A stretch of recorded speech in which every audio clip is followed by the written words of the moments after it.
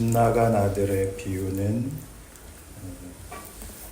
누가복음 15장에서 앞에 있는 두 가지 비유와 같은 주제로 제시되고 있습니다. 우리가 읽지는 않았지만 15장 1절부터 7절까지에 나오는 잃은 양 한 마리를 찾아 나서는 목자 이야기, 또 8절부터 10절에 나오는 잃은 드라크마를 찾는 주인의 이야기와 연속된 주제 속에서 잃었던 대상을 찾고 기뻐하는 잃었다가 찾은 주인의 기쁨입니다. 그래서 사실 이 집 나간 아들 비유의 주인공은 아들이라기보다는 아버지입니다. 탕자가 어떻게 못난 짓을 했다가 뉘우치고 돌아와서 영접을 받았느냐가 아니라 아버지가 어떻게 못난 그 아들의 고집을 받아주고 기다려 주었느냐 하는 문제이고, 그렇게 집을 나가고 받아들이는 그 사이에 있는 일들이 어떤 의미를 가지느냐 하는 것입니다. 이걸 분명히 하기 위해서 앞에 두 가지 비유로 이렇게 못을 박아 놓은 것이죠. 이것은 주인에 관한 얘기다. 아버지에 관한 얘기다. 왜 아버지가 잃어버렸느냐? 아버지의 실수 아니냐? 그게 아니고 이 자식이 제 발로 나갔다. 이렇게 되는 겁니다. 그래서 잘 아시는 내용이지만 한번 짚어보면, 작은 아들이 자기 몫의 재산을 달라고 해서 13절에 그 후 며칠이 안 되어 둘째 아들이 재물을 다 모아가지고 먼 나라에 가 거기서 허랑방탕하여 그 재산을 낭비합니다. 아버지가 이 아들이 집을 떠나고 아버지 품을 떠나겠다라는 것을 허락했습니다.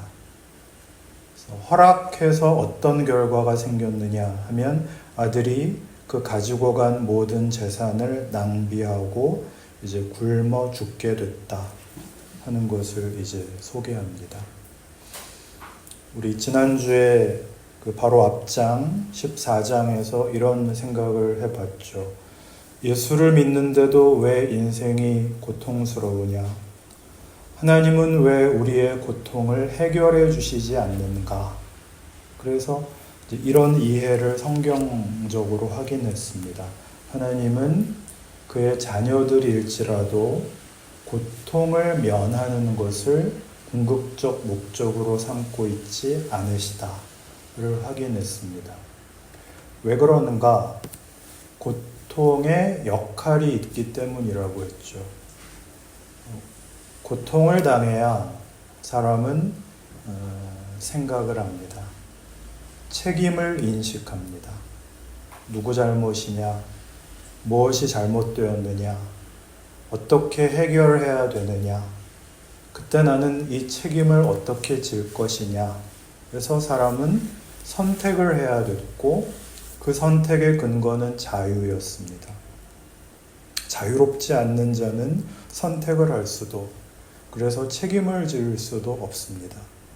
그래서 고통이 우리에게 있다는 것은 역설적으로 하나님이 우리에게 자유를 주고 계시는 분이시다 라는 증언입니다. 이 자유를 이 아들이 원했고, 아버지는 자유를 기회로 줍니다. 그런데 이 자유를 아들은 뭐라고 이해를 했느냐 하면은 방탕으로 이해를 했습니다. 방탕이란 다만 도덕적 문제를 지적하는 것이 아니고 성경에서는 낭비한다 그런 뜻입니다. 그런 의미에서 우리는 이 아들을 탕자라고 부르는 것이죠. 늘 말씀드리지만 성경은 그렇게 부르지 않습니다. 실제로 우리는 각자의 인생 속에서 이 둘째 아들과 마찬가지로 우린 다 탕자입니다. 왜냐하면 우리는 도덕적으로 무엇이 잘못되었다가 아니라 우리는 소비를 할 수밖에 없는 존재이기 때문이죠. 우리는 창조의 능력을 갖고 있지 않습니다. 이것이 지금 오늘의 비유에서 가장 중요한 초점입니다. 이 작은 아들은 자기 몫의 재산을 가지고 나가서 그 재산을 다 쓰자 더 이상 소비할 재료를, 내용을 생산할 수 없는 현실에 직면하게 됩니다. 굶주림이었죠. 자신의 한계였습니다. 그리고 결국 아버지의 넉넉함을 기억하고 돌아옵니다. 회개라 그럽니다. 나는 죄를 지었습니다. 그리고 돌아오죠. 그러나 사실 이 부분은 우리랑 조금 다릅니다. 여러분 한번 생각을 해보세요. 우리 같으면 회개했을까요? 우리는 이 비유를 그냥 당연한 공식처럼 아버지를 배신하고 나가서 허랑방탕하게 죄짓고 쫄딱 망해서 돌아와 회개하고 아버지가 받아주는 이야기로 간단하게 이해하고 있지만 사실 인생은 그렇게 간단하지 않죠. 우리 같으면 이랬을 겁니다. 우리가 보통 하는 기도에 빗대어 보면 아버지, 제가 정말 잘해보려고 그랬는데 투자금이 너무 부족했습니다. 이번 실패의 원인은 주신 재산이 너무 적어서. 방탕했다고요? 누가 그럽니까? 그건 가짜 뉴스입니다. 아버지가 몰라서 그렇지 사업을 하려면 사람도 사귀고 술도 먹고 접대도 하고 그래야 되거든요. 그러니 한 번만 더 밀어주시면 다시는 아버지를 찾아올 일이 없을 것입니다. 이게 우리가 하는 기도 아닌가요? 이번 건만 해결해 주시면 다시는 와서 기도하는 일이 없을 것입니다. 이게 우리의 기도의 진정성으로 되어 있습니다. 이번 한 번만 하나님 도와주시면 다시는 와서 징징거리지 않고 쓸모있게 하나님을 내가 도와드릴지언정 빌러 오지는 않겠습니다. 그래서 예수를 믿는다면서도 신앙이 좋다고 하면서도 수단과 방법을 가리지 않고 약탈적 성공을 이룬 이들이 그렇게 모은 돈으로 근사한 예배당을 지어놓고 모여서 목에 힘주고 앉아서 떵떵거리는 그런 수준의 천박한 대형 교회가 되었습니다. 이게 우리 신앙에 아주 흉측하게 또 아주 본질적으로 오해된 부분입니다. 이거를 지적하고 있는 것이죠. 아버지가 아들을 내보내는 가장 큰 이유는 그가 그토록 원했던 자유가 스스로 만들어낼 수 있는 것이 아니라라는 것을 배우게 하기 위해서입니다. 그래서 그가 나가서 고집부리고 헤매고 도망가서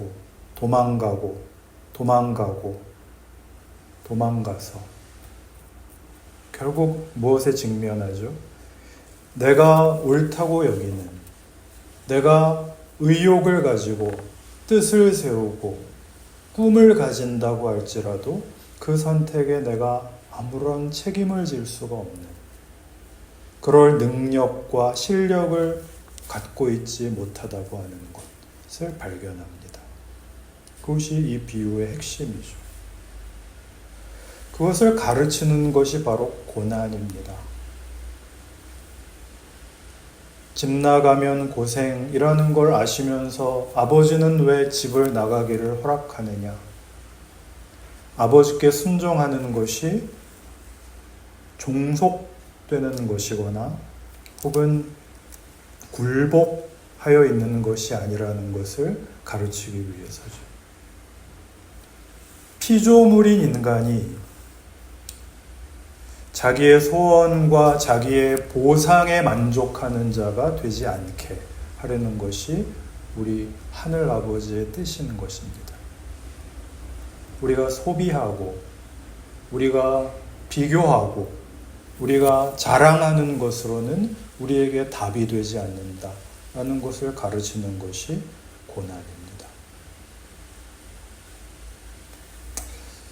인생을 살면서 우리는 세상적인 조건들이 부족해서 고통이 있는 것이 아니라 그것을 가졌을 때에도 여전히 고통스럽다라는 사실을 배웁니다. 요즘 우리가 참 많이 하는 생각이 있습니다. 돈이 그렇게 많은 사람이 왜 그렇게 뇌물을 받았대? 자기 돈 주고 사면 되지. 왜 그렇게 선물을 좋아했대? 왜 그렇게 아등바등 돈 되는 일이라면 집착을 하셨대? 우리는 모르죠. 왜냐하면 부자가 안 되어봐서.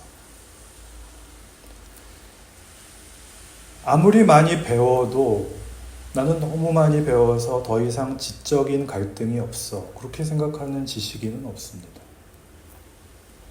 시험 잘 봐서 판검사가 됐다고 세상을 다 아는 것처럼 건방을 떠는 것은 지식인이 아닙니다. 그건 무식한 것이죠. 지식인은 자기의 결함을 지적으로 압니다. 부자는 자신의 가난함을 재물로 인하여 확인합니다. 그것이 답이 되지 않는다는 걸 압니다.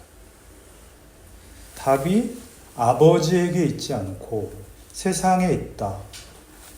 나 스스로가 답을 채울 수 있다. 라고 생각하는 것이 탕자입니다. 우리 역시 그렇게 생각한다면 우리는 탕자의 인생을 살 수밖에 없습니다. 인정을 하실지 안 하실지는 여러분의 마음이지만 우리가 인생 속에서 성경의 가르침에 가장 상반되는 길을 가면서도 늘 승복하지 않는 부분입니다. 거기가 말하자면 성경이 말하는 회개의 경계선입니다. 내가 나를 채울 수 있다 라고 자신만만하게 믿는 자리로부터 하나님의 사랑을 입은 피조물이다 라는 자신의 정체성을 알게 돼서 그 주권을 하나님께 돌려드리는 순종의 자리로 돌아오는 것. 이게 성경이 말하는 회개입니다. 그래서 성경이 말하는 회개는 도덕성을 뛰어넘습니다. 정의의 문제나 무슨 마음의 평안이나 종교적 감동이나 만족이나 이런 것으로 어물쩍 넘어갈 수 없는 문제입니다. 성경이 얘기하는 회개와 우리가 이해하는 회개가 어떻게 다른지는 말씀을 통해 한번 확인해 봅시다. 시편 88편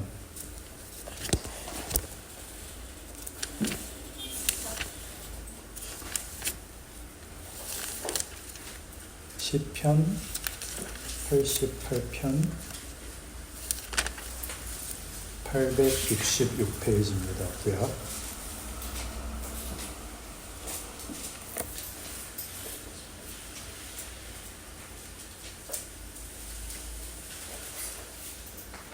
시편 88편은 이제 탄식시, 그러니까 탄식하는 시라는 거죠. 탄식시라고 분류되는데 무슨 얘기인지 제가 읽을 텐데 한번 자세히 음미해 보십시오. 여호와 내 구원의 하나님이여, 내가 주야로 주 앞에서 부르짖었사오니 나의 기도가 주 앞에 이르게 하시며 나의 부르짖음에 주의 귀를 기울여 주소서. 무릇 나의 영혼에는 재난이 가득하며 나의 생명은 수월에 가까웠사오니 나는 무덤에 내려가는 자 같이 인정되고 힘없는 용사와 같으며 죽은 자 중에 던져진 바 되었으며 죽임을 당하여 무덤에 누운 자 같으니이다. 주께서 그들을 다시 기억하지 아니하시니 그들은 주의 손에서 끊어진 자니이다. 주께서 나를 깊은 웅덩이와 어둡고 음침한 곳에 두셨사오며 주의 노가 나를 심히 누르시고 주의 모든 파도가 나를 괴롭게 하셨나이다. 주께서 내가 아는 자를 내게서 멀리 떠나게 하시고 나를 그들에게 가증한 것이 되게 하셨사오니 나는 갇혀서 나갈 수 없게 되었나이다. 곤란으로 말미암아 내 눈이 쇠하였나이다. 여호와여, 내가 매일 주를 부르며 주를 향하여 나의 두 손을 들었나이다. 이게 무슨 뜻이죠? 곤고합니다. 더 이상 견딜 수 없습니다. 이럴 수가 없습니다. 저는 절망의 바닥에 있고 매일 하루를 사는 것이 비참합니다. 10절 이하에는 이 말이 이제 공격적으로 변합니다. 주께서 죽은 자에게 기이한 일을 보이시겠나이까? 유령들이 일어나 주를 찬송하리이까? 주의 인자하심을 무덤에서 주의 성실하심을 멸망 중에서 선포할 수 있으리이까? 흑암 중에서 주의 기적과 이즘의 땅에서 주의 공의를 알 수 있으리이까? 이게 무슨 말일까요? 하나님 계속 이러시면 나 확 죽어버릴 거예요. 나 죽으면 끝이에요. 내가 죽은 다음에 하나님이 나에게 은혜를 베풀면 그게 무슨 소용이 있겠어요? 기적을 베푼들 무슨 소용이 있겠어요? 보세요, 저 한 발 내놨어요. 떨어져 죽겠다는 거죠. 하나님 빨리 회개하세요. 그런 얘기예요. 이 부분이 약간 전광훈 씨가 했다는 얘기하고 비슷해서 당황하게 되는데, 여기는 자기가 죽어버리겠다고 협박을 하는 거고, 전광훈 씨가 했다는 신성모독, 하나님 나한테 죽어, 그거와는 전혀 다릅니다. 하나님 계속 이러시면 나 확 죽어버릴 거예요. 대표 기도할 때 누가 한번 이렇게 기도해 보시죠. 불만이 있으시잖아요. 13절 여호와여, 오직 내가 주께 부르짖었사오니 아침에 나의 기도가 주의 앞에 이르리이다. 여호와여, 어찌하여 나의 영혼을 버리시며 어찌하여 주의 얼굴을 내게서 숨기시나이까? 내가 어릴 적부터 고난을 당하여 죽게 되었사오며 주께서 두렵게 하실 때에 당황하였나이다. 주의 진노가 내게 넘치고 주의 두려움이 나를 끊었나이다. 이런 일이 물같이 홍수가 나서 물이 무섭게 차오르는 것 같이, 그렇게 무섭게 이런 일이 물같이 종일 나를 애우며 함께 나를 둘러쌌나이다. 주는 내게서 사랑하는 자와 친구를 멀리 떠나게 하시며 내가 아는 자를 흑암에 두셨나이다. 나는 사는 게 이렇게 어렵고 사면초가인데 하나님 하신 일이 뭐가 있습니까? 불경하고 무례하기 짝이 없는 이런 얘기가 성경에 들어있습니다. 당당히 시편에 들어가죠. 외우기도 좋게 88편입니다. 이게 뭘까요? 왜 이런 걸 이스라엘 백성들은 시편 속에 두었을까요? 모두가 겪었기 때문일 겁니다. 그리고 이게 끝이 아니었기 때문에 넣었을 겁니다. 결론으로 가기 직전에 이걸 통과해야 된다라고 다 알았던 겁니다. 그게 뭐죠? 우리가 소진되어야 했던 겁니다. 탕자가 그랬듯이. 자기 한계를 봐야 했던 것이죠. 자유를 원하지만 자유를 행사할 실력과 근거가 자기에게는 없다는 사실. 자유 없이 힘에 종속되는 것은 원하지 않지만 자유를 행사할 능력이 없다. 그 자신을 확인하고 그 자유가 하나님 안에서만 누릴 수 있는 가치라는 걸 확인합니다. 그 확인을 회개라고 합니다. 회개는 감정적이 되어서 눈물을 쏟아내고 카타르시스를 느끼는 종교적 행위가 아닙니다. 인생을 살아 진지하게 고민하고 자기에 대하여 절망하는 것입니다. 한 번만 더 도와주시면 다시는 하나님을 찾아오지 않겠습니다. 이렇게 하나님을 찾는 것이 아니고 기독교 신앙에 순종한다는 것을 마음 깊이 이해하고 인생의 고난을 어렵지만 극복하고 버티고 꿰뚫고 뛰어넘는, 그래서 세상이 주지 못하는 내용이 있다라는 것을 증명하는 자리에 가는 것입니다.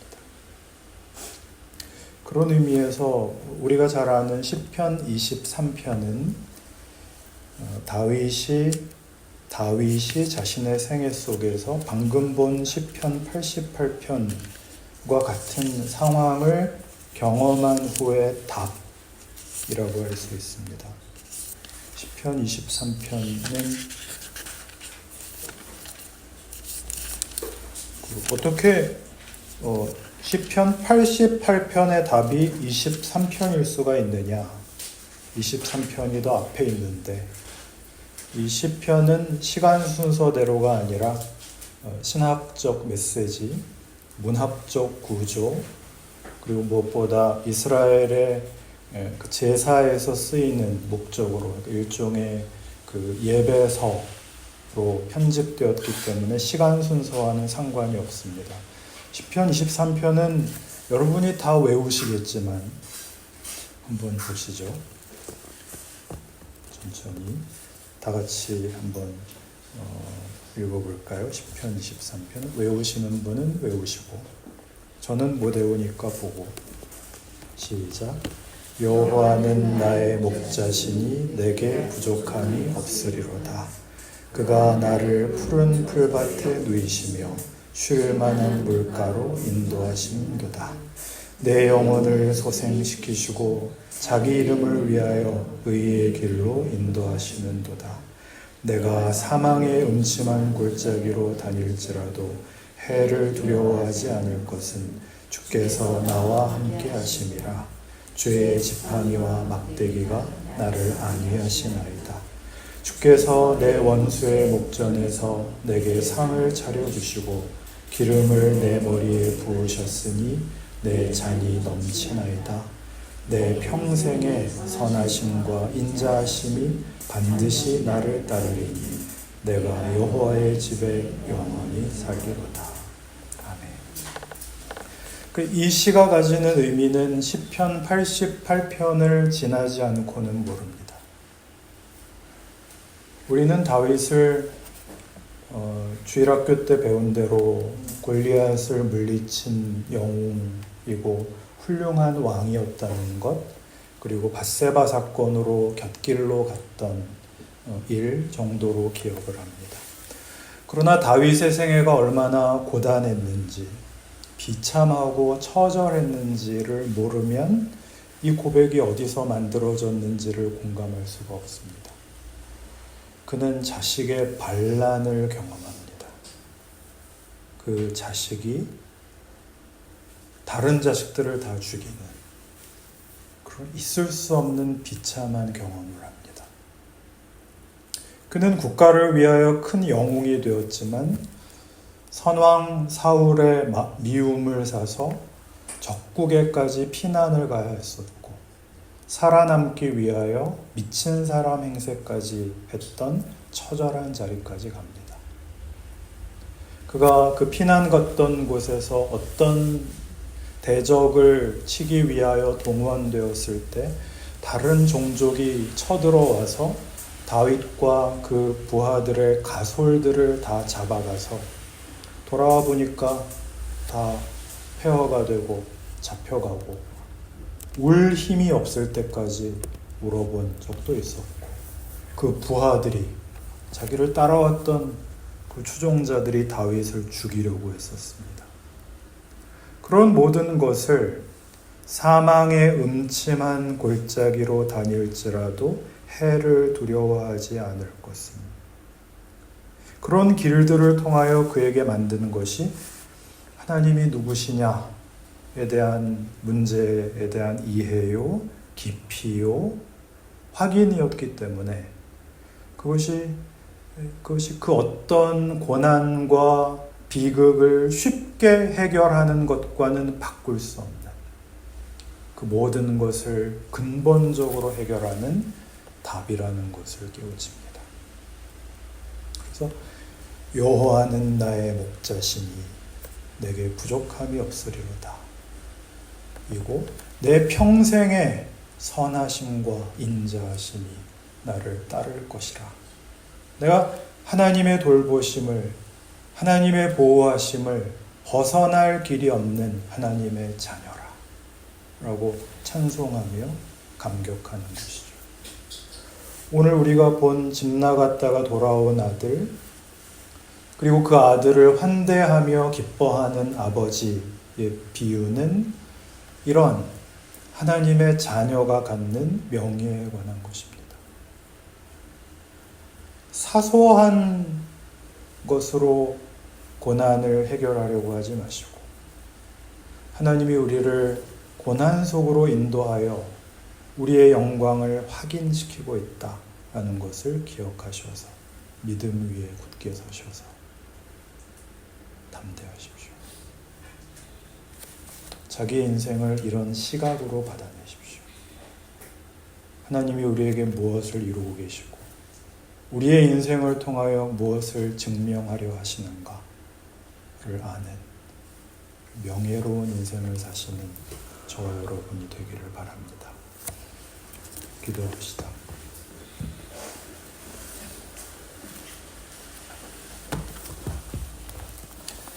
하나님 아버지, 우리가 하나님의 귀한 영광의 약속으로 인도되고 있다는 사실을 말씀을 통해 확인합니다. 우리 인생의 고난이 영원한 영광에 중한 것을 이루는 줄을 믿습니다. 하나님의 자녀로 부름받아 고난의 인생을 살며 인간의 한계를 보며 하나님의 넉넉하심과 부요함을 우리의 것으로 가지게 된 감사가 있게 하셨습니다. 마땅히 순종하게 하옵소서. 기쁨으로 고난에 찬 인생을 꿰뚫어 걸어가는 인생의 담대함을 우리로 보이게 하옵소서. 예수님 이름으로 기도합니다. 아멘.